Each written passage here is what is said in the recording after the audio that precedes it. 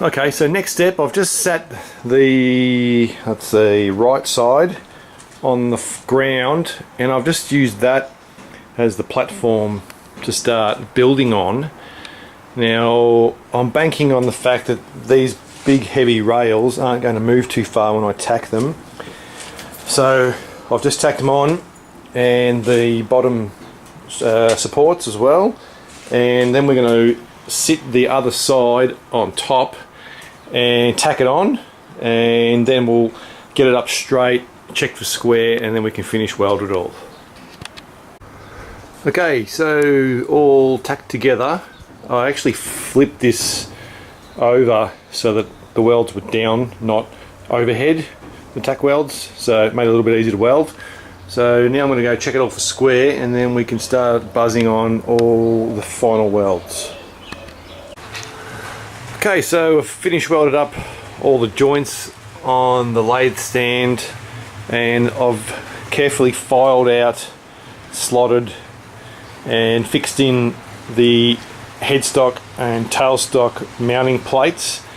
And just to speed things up, or to make it a little more accurate, I've marked these holes already. So in the center line of this plate, 6-inch spacing, which appears to be the hole spacing in the base of the lathe, and I've obviously set that at the right distance from the back because of the drive, so the drive sits in the back here, so I've set this forward where it needs to be. So I'm going to drill those 2 holes.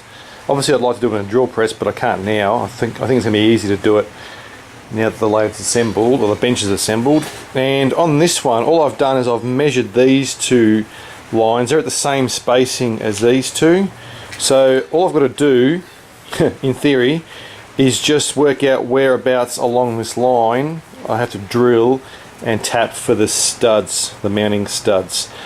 So this is the accurate part. If I screw this up, then in theory the lathe's not going to fit, and these are all welded in, so they're not coming out. So if I do mess this up even by 0.5 millimeter, I'm going to have to file out the holes in the base of the lathe, which will be fun. I'll have to swing it from a crane and get underneath it to do that, so that'll be great fun. Now, also welded in the rails for the cabinet. Now I've made this distance in here 10 millimeters wider than the cabinet, and the reason for that is because there's a very small radius in here. So if you sat the cabinet hard up against this face here, it wouldn't sit flat on the base, it would sit on the radius. So I really want it sitting, all the weight's just sitting on the bottom piece here. So just to clear the radius in the corner, I've just set them a little bit wider, so the cabinet might have 5 millimeter gap to this edge here, and the same on this side. So it should just mean it's easy to get in. So I'm going to put some sort of plastic or something on this surface. I'll just glue it on just so I can slide the cabinet in. Obviously steel cabinet on a steel rail is going to be hard to do. I've got to lubricate it or put something low friction like some plastic or Teflon or something, whatever I can dig up around the place. So that's the majority of the frame. So the coolant bucket was going to be sitting in here, and so I'm going to box all this in. I'm actually going to cut up the old lathe stand and use the sheet metal. I think that's probably a fitting end to it. So I'm going to make a door in here, in this spot here, and when that swings out, there'll be some space inside this cavity here in front of the coolant bucket. So I think on the back of the door I'm going to hang some of the heavy parts like the other chucks and things. If I make a heavy steel door here, it'll support the weight of those parts. So let's keep cracking on. Alright, so I'm just working through a couple more problems before I start doing any more welding. One of them is that the on-off switch for the lathe was originally mounted here, and it just sat out behind the chuck, which was a really messy place for it, because anytime I used coolant, the coolant would get flicked all over the switch, and all over the wall, which is why I'm going to put a splash pan right behind this lathe. But I really didn't really like leaning across the spinning chuck to get to the switch.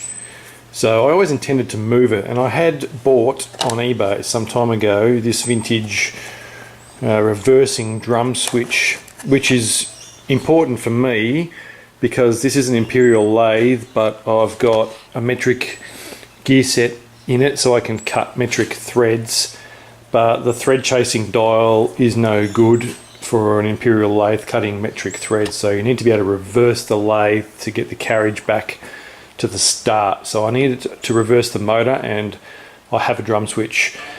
So I don't really want to mount this at the back of the lathe because I've got to reach over all these moving parts, which seems pretty dumb. Well, I don't like the safety Nazis. I don't intend to get caught up in my own machines.